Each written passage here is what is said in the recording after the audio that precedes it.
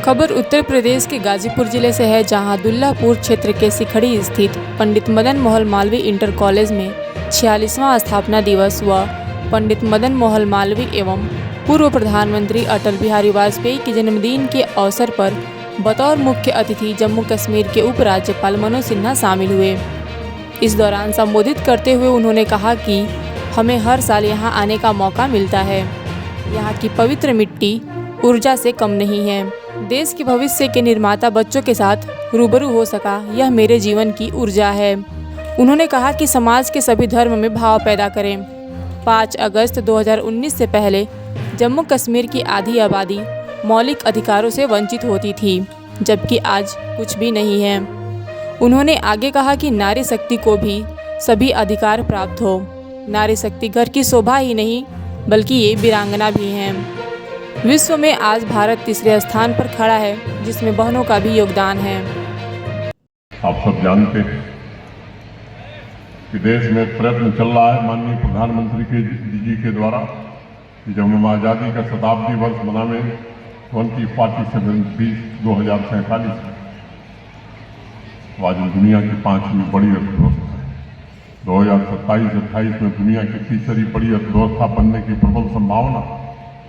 2047 में विकसित भारत, हम में से बहुत सारे लोग नहीं रहेंगे जो इधर बैठे हैं, लेकिन हमारे सामने जो नौजवान हैं, जो बच्चे हैं, विकसित भारत शायद आप देख पाओगे।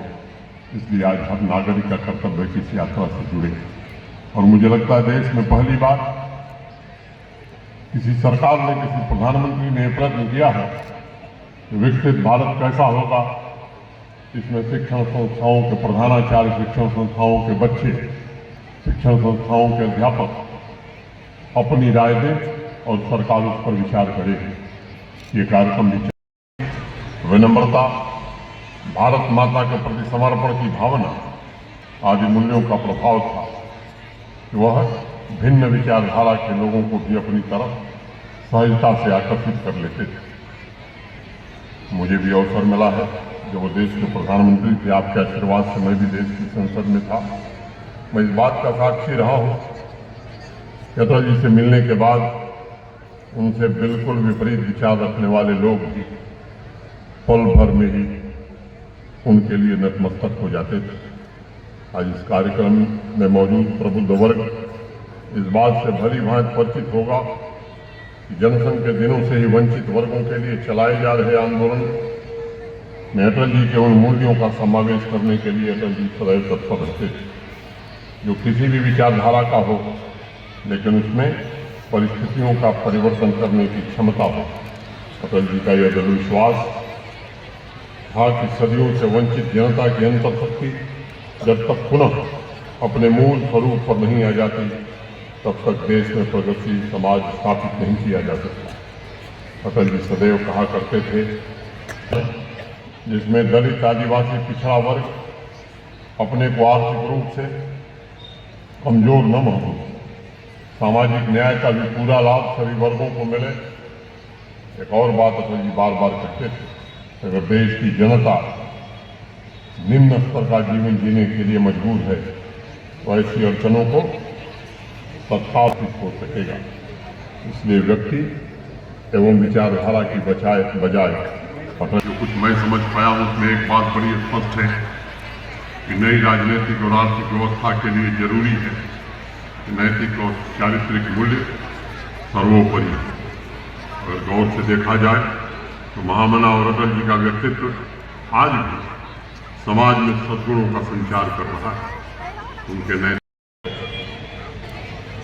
आज पूरी दुनिया आशा भरी निगाहों से भारत की ओर देख रही है।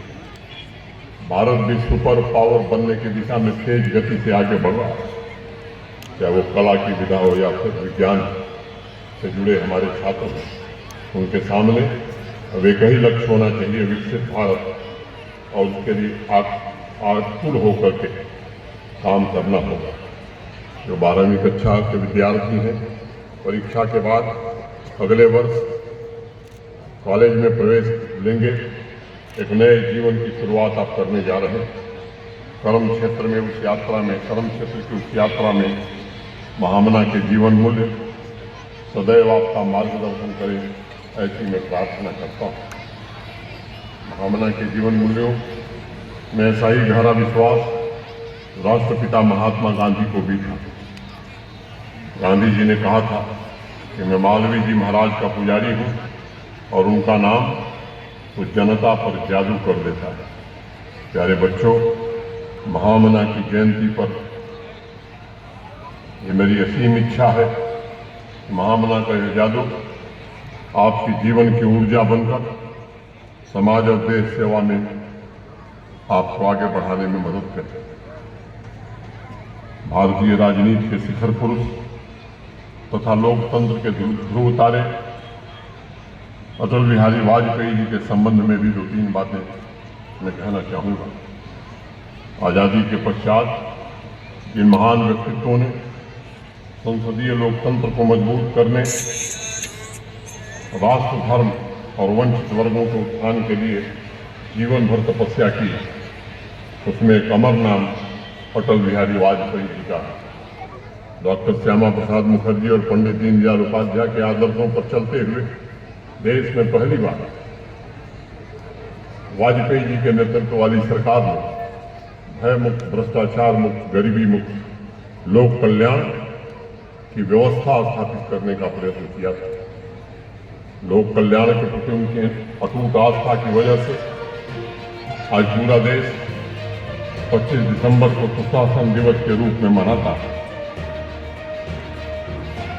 अटल जी को मैं एक ऐसा योद्धा मानता हूं जिन्होंने समाज के वंचित वर्गों को समानता और सभी को एक समान अवसर की न सिर्फ जीवन भर पुरजोर वकालत की, बल्कि विकेंद्रीकृत व्यवस्था को बढ़ावा देने पर हर समय बल देते रहे, ताकि जनशक्ति को राष्ट्र के विकास शक्ति में परिवर्तित किया जा सके। वह कवि के साथ साथ एक जुझारू क्रांतिकारी भी थे। अपने अनूठे व्यक्तित्व द्वारा अटल जी ने दशकों तक हमारे राष्ट्रीय जीवन के व्यापक फलक को प्रभावित किया और एक मौलिक चिंतक के रूप में राजनीति की समानांतर धाराओं के बीच समन्वय स्थापित करने का एक ऐतिहासिक प्रयास और पिछले 9-10 वर्षों में स्थानांतरित की गई। हमारी बच्चियों को बच्चों के समान ही अन्य क्षेत्रों में अवसर उपलब्ध हो, इसकी पर्याप्त व्यवस्था की गई। 3 तलाक के खिलाफ कानून बनाकर महिलाओं के एक बड़े वर्ग को शोषण से मुक्ति दिलाने में सरकार ने सफलता पाई है। और एक बात मैं कहना चाहता हूँ, 5 अगस्त 2019 को देश की संसद ने स्टेट रीऑर्गेनाइजेशन एक्ट का जो निर्माण किया जम्मू कश्मीर के लिए, जम्मू कश्मीर की आधी आबादी मौलिक अधिकारों से वंचित हुआ। वहां की महिलाओं को भी मौलिक दिया और देश की सर्वोच्च न्यायालय ने उस पर मोहर लगा दिया। अब सर्व समाज को मिलकर ये सुनिश्चित करना होगा कि महिला सशक्तिकरण की दिशा में आई इस गति में निरंतरता बनी रहे और हम महामना के मूल्यों को अपनी जीवन यात्रा का आदर्श बनाकर समाज में सबको प्रेरित करते रहे। मैं आज महामना मदन मोहन मालवीय इंटर कॉलेज के छात्र छात्राओं से विशेष रूप से 2-3 बातें जरूर कहना चाहूँगा। काशी हिंदू विश्वविद्यालय की स्थापना और उस समय ब्रिटिश शासन काल में उद्योगों, ग्रामीण उद्यम,